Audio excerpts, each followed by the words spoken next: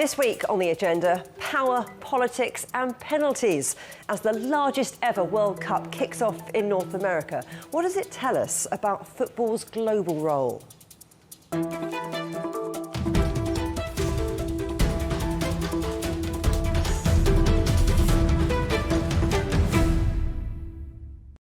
The 23rd FIFA World Cup has now kicked off in North America, the largest in history. This time, 48 teams will play 104 games in the United States, Canada and Mexico before the winner is crowned on the 19th of July. But as geopolitical tensions reshape trade, media and technology, and concerns mount over visas, ticket prices and transport costs, what will the tournament tell us about football's position on the global stage? With me now are Professor of Afro-Eurasian Sport, Simon Chadwick, sports writer and sociologist, David Goldblatt, and Kieran Maguire, author of The Price of Football. Gentlemen, welcome to the agenda. Great to have all of you on. Simon, let me start with you, because for decades, the World Cup has symbolised a world becoming more connected economically, culturally, technologically. Do you think it still carries that idea today?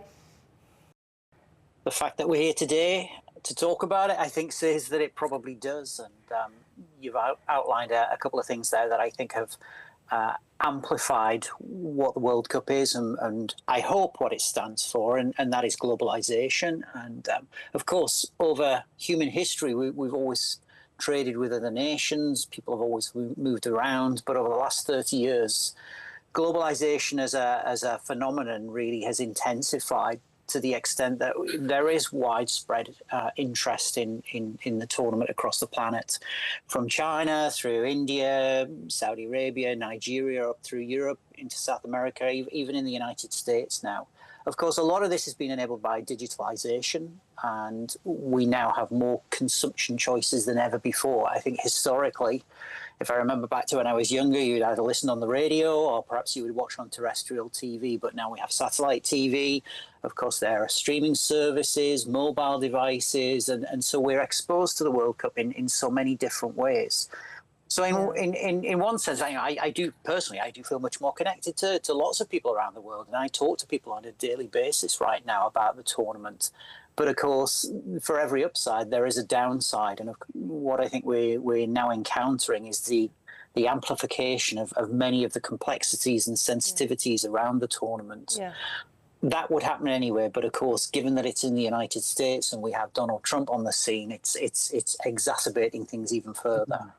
David, would you agree with that the way we consume football has totally changed the way we think about it as a globalising phenomenon? Yeah, I think I would also add that since 2002, when the South Koreans first debuted big screens and large outdoor viewing, 7.5 million South Koreans on the streets of the country for their semi-final.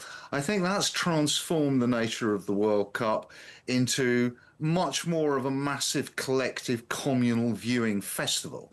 And all around the people around the world, people will be gathering in large numbers in all sorts of places, from refurbished football stadiums to public squares to bars and restaurants. And I think that makes for also an intense localness as well as an intense connectedness. And I think while globalization and all of the digital and economic transformations are important, it's interesting to return to the question, why football?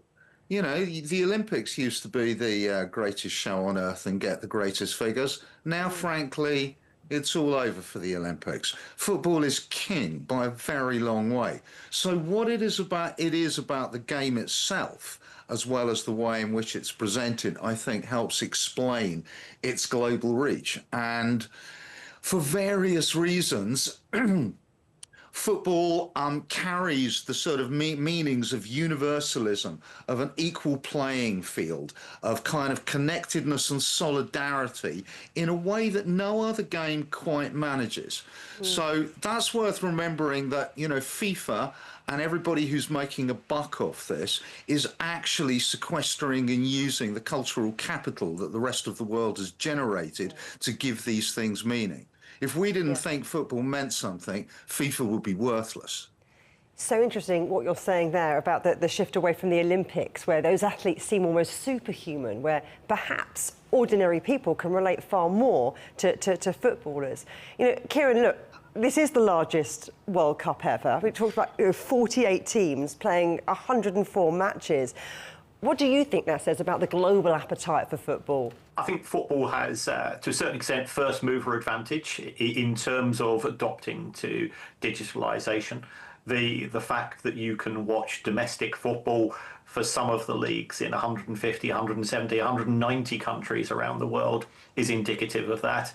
The World Cup is a product which will attract interest from football fans, not just from those participating nations, but also the likes of China and India and so on, who won't be there, but themselves who have adapted to the enthusiasm for the sport. So you put those factors together, and it's fascinating. If you take a look at countries such as the United States, 99 out of the top 100 most viewed TV shows last year, which were broadcast live, was sport. Well, football has the ability to do that because it is the universal sport. It's the simplest sport in the world as well. And that democratization, it doesn't matter where you're born, it doesn't matter whether you're tall or thin or slim or whatever, that has allowed it to become this activity which we all get excited about, and it's got that collective coming together. We talk about football about being we. It's our country, it's our team, in a way that we do with no other product which is central to our lives. I think, Simon, that depending on how the groups go, the US could end up playing Iran. And of course, this tournament does arrive against a backdrop of wars, trade tension, growing rivalry between major powers. Can an event like the World Cup sit above geopolitics, or is that just unrealistic? I think my simple answer to that is you would hope so. But as we've seen in recent days, following the exclusion of a Somali referee from the United States, it remains to be seen whether this tournament in particular will be able to do so. If we go back to Qatar in 2022, which I thought at the time was probably the most geopolitically charged World Cup in history, only to be surpassed, I think, by the United States, Canada, and Mexico. What we found is in the run-up to the tournament, there was a considerable amount of scrutiny around Qatar specifically, and treatment of labour migrants, of different groups, the treatment of women. Yet when the whistle blew, everything switched to the pitch, and people began to focus on the action. And you do tend to have these lulls between games when there's nothing else to talk about, so the big geopolitical issues come back again. But as I say, this World Cup, I really do wonder how this is all going to play out, because when we're in the territory of excluding referees, we know that officials from the Iranian team, as I believe it currently, there are 14 of them, may find it difficult to get into the United States. We've got cases of Moroccan fan groups having their visas turned down, and so on and so forth. What we're finding is this particular tournament already, the football and the geopolitics are so deeply intertwined with one another. I don't know if it will be possible to rise above it. And so I'm going to be watching with interest over the next few weeks to see, will it just be about kicking a ball, or will it be something much more dense and complicated and ultimately much more controversial? All World Cups are geopolitical. We just stop having this ridiculous conversation that these things are not. These are gigantic state projects.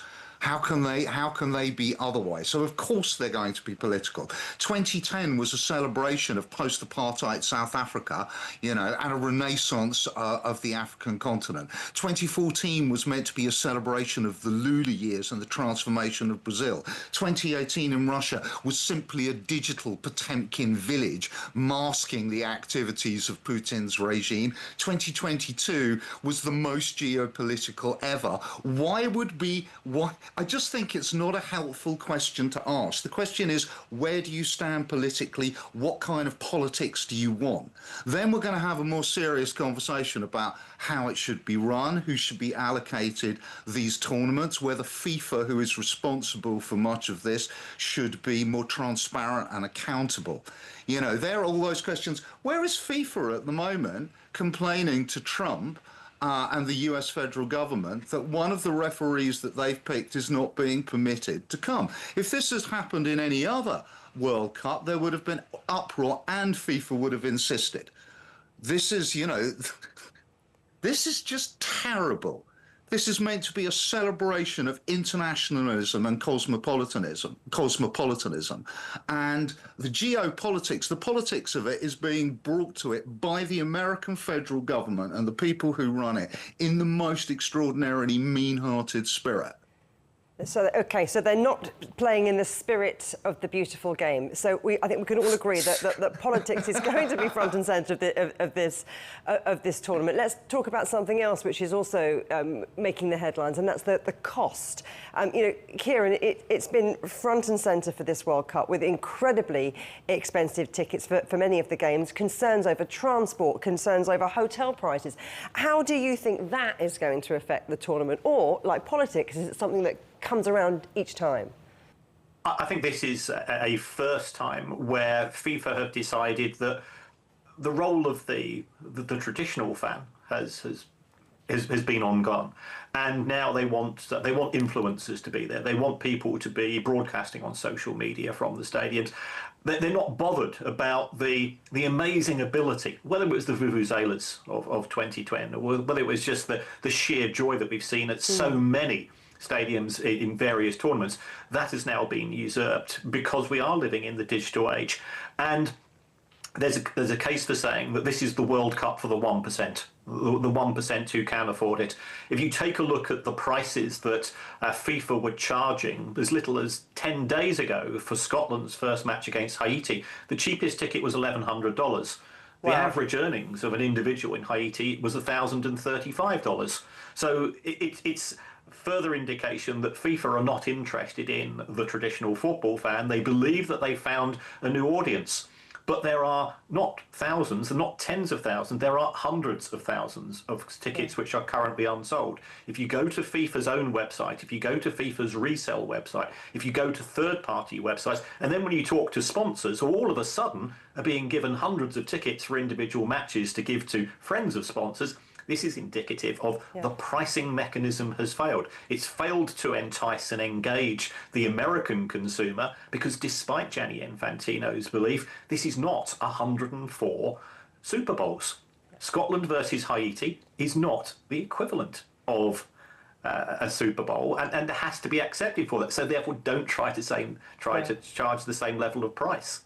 This is a very different World Cup, I think, and it's a pivotal moment in not just the history of the World Cup, but I think the history of global sport. And for me, it is the first neoliberal World Cup that we have.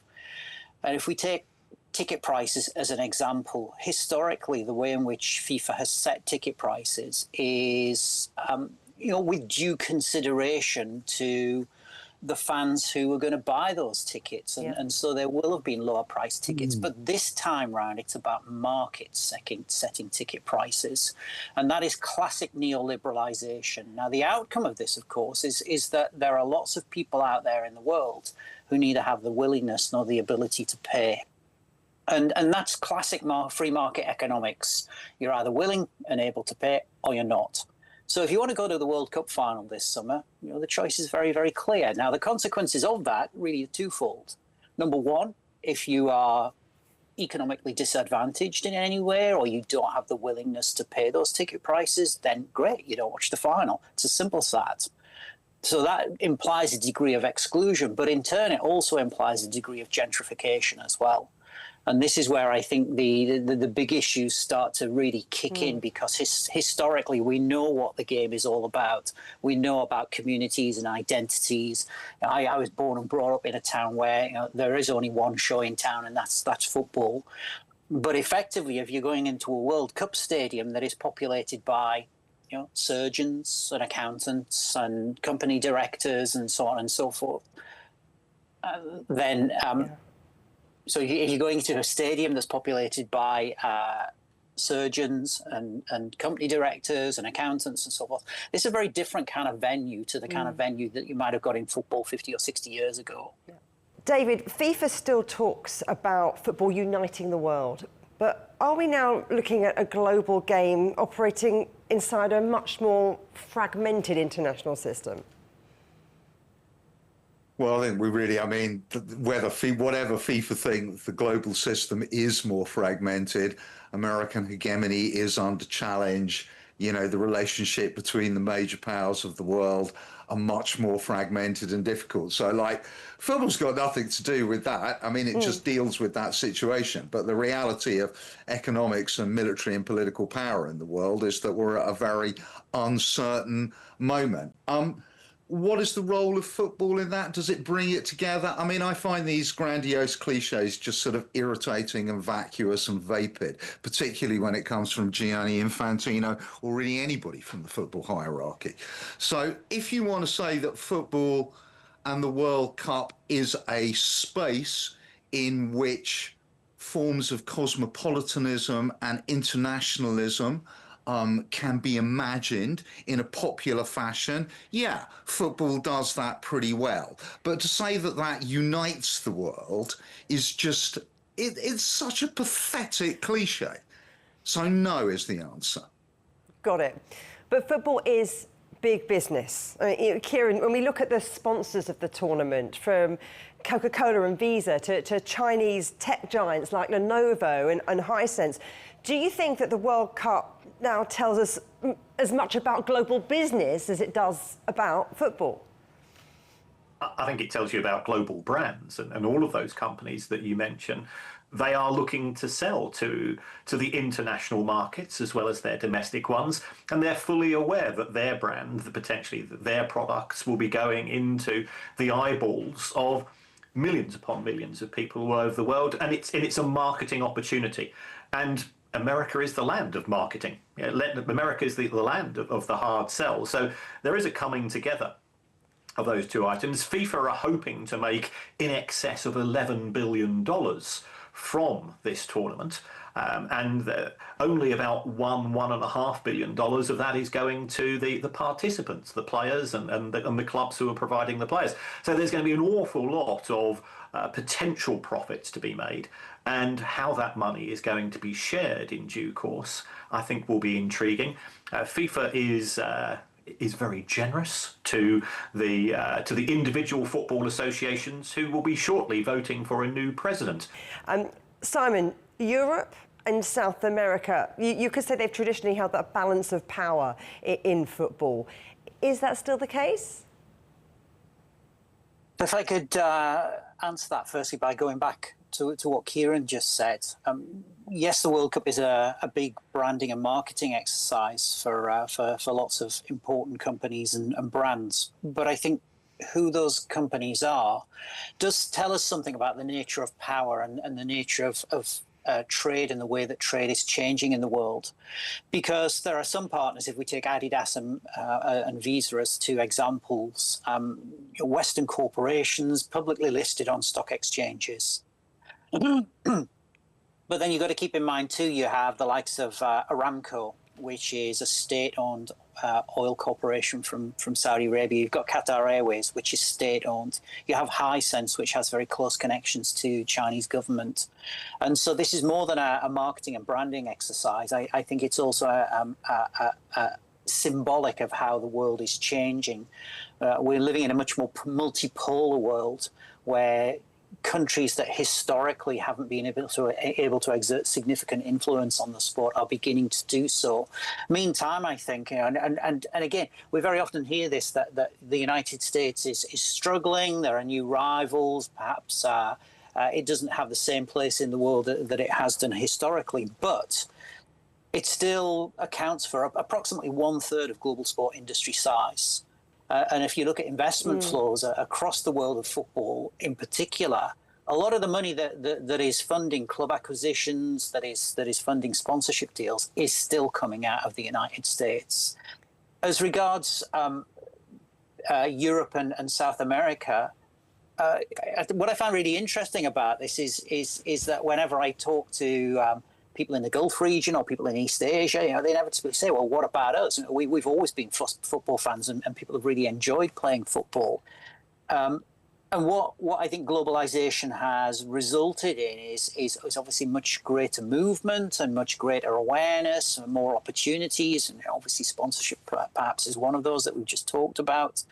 So we are beginning to see the emergence of new centers of power. And that was evident in 2022 at Qatar. It's going to be evident again in 2030 when we've got Morocco, 2034 when we've got Saudi Arabia.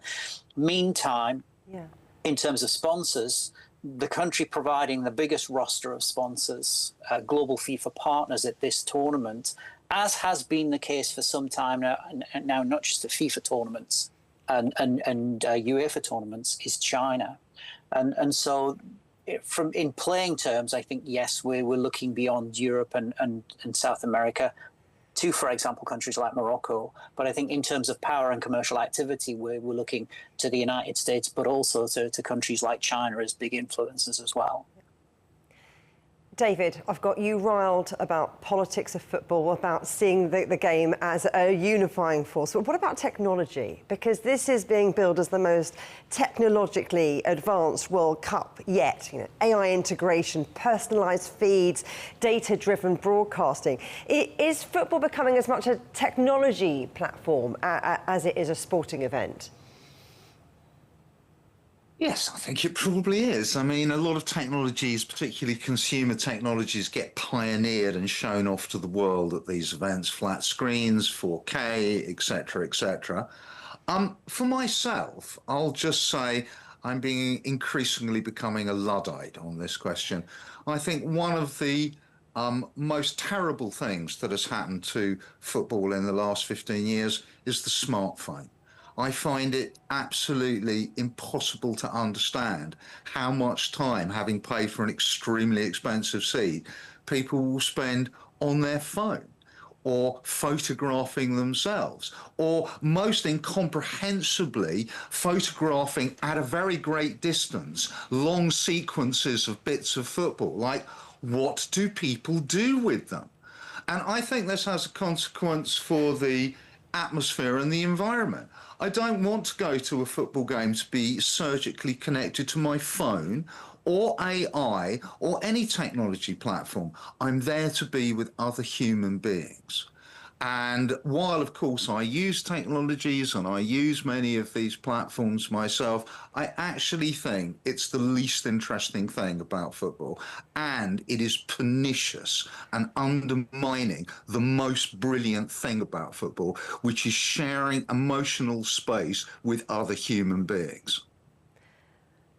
Kieran, despite what David says, I mean, audiences are consuming football in all kinds of different media, different platforms, algorithms, and different national conversations as well. Do you think it changes what a shared global event actually means, in person or otherwise?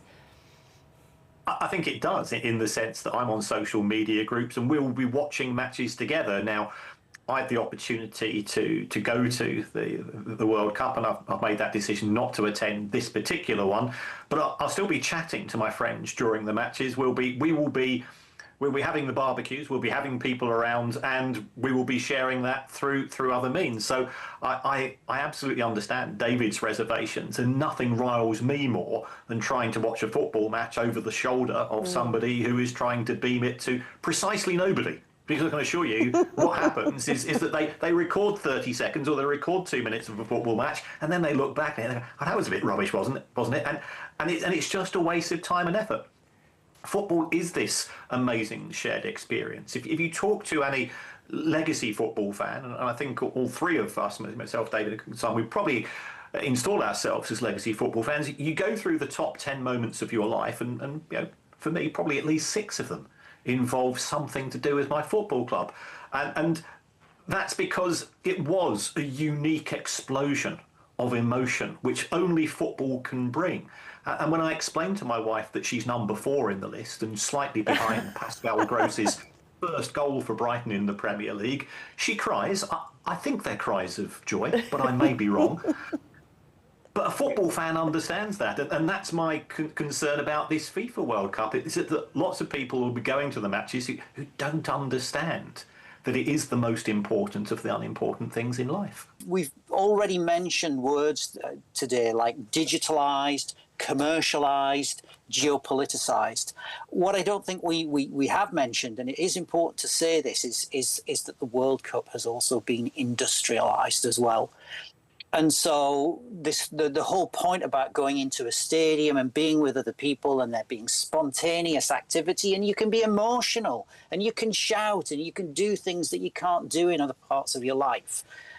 That increasingly is being taken away because industrialization very often involves controlling space. And I think what you've got to keep in mind absolutely about World Cup stadiums is they are controlled spaces and we shouldn't lose sight of that. David, let's bring it back to the fans because we've got a long way to go yet in this year's tournament. But the next World Cup, 2030, is being shared between 3 countries, Spain, Portugal, Morocco. It's also going to have games in Argentina, in Paraguay and Uruguay. Do you think it makes it a more global spectacle or just a nightmare for fans? I mean, it could be both at the same time, couldn't it? I mean, I don't think it's an either-or question. I mean, if you're holding a World Cup in 3 different continents, that certainly gives a global character to it. I mean, whether it's sort of sensible in terms of carbon emissions or a bunch of other stuff is another matter. I mean, looking at that World Cup, I think it's worth remembering a good aspect of that is that we're going to have the opening game of the centenary of the World Cup, where the World Cup started in Uruguay. So if you like a bit of history, and that is part of the magic of the World Cup, then I think fantastic. Very pleased to have a game in Montevideo. But of course, it seems to me, you know, this is about internal football politics. South America that wanted the cup was bought off with the promise of just getting a few games. Spain, Morocco, and Portugal were placated. And of course, what do you know? 3 confederations suddenly are hosting the World Cup. Add CONCACAF, who's just hosted the last one. It means that 2034 can only go to Asia. And what do you know? Only one place had got its bid ready to go when the bidding process began, Saudi Arabia. So I think, in a way, it's an even more geopolitical World Cup, perhaps even than this one, given its origins. Well, it sounds fantastic, and we're all going to be glued to our screens, if we're not there in person, of course, David. David Goldblatt, Kieran Maguire and Simon Chadwick, thank you all very much. Thank you. Thank you. Thank you. You can watch every episode of The Agenda in full on CGTN Europe's YouTube channel. And for exclusive extra content from me, my guests and the rest of the team, don't forget to check out @The Agenda Show on TikTok. Coming up on a future agenda, why the next China is still China. We'll speak to author and chair of McKinsey's office in Greater China, Joe Guy. But for now, from me, Juliet Mann, and from all the Agenda team here in London, goodbye.